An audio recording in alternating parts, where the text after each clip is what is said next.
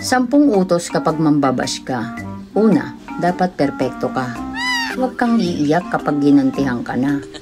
Pangalawa, dapat may profile picture ka. Huwag aso, huwag cartoons, anime, pusa, at lalong-lalong walang Bible verse.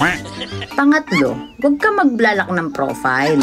Bakit ka pa naglalak? I-delete mo na lang. Diyos ko po, naglak ka pa ng profile, wala rin kami makikita sa'yo. Pero ikaw, ang daan mo makikita sa amin. Ano mo? Pang-apat, siguraduhin mo namang may konektado dun sa content yung sasabihin mo, ha? Hindi yung ang uunahin mo yung physical na itsura ng tao.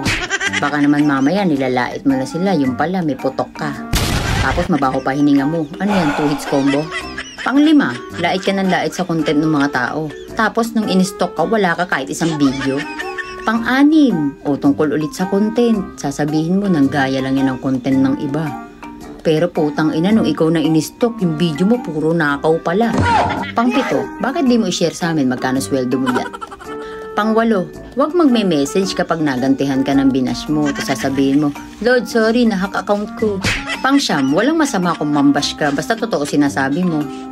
At huling-huli, huwag kang magdidimanda, putang ina ka, na parang ending ikaw pa yung aping-api, ikaw ang nauna.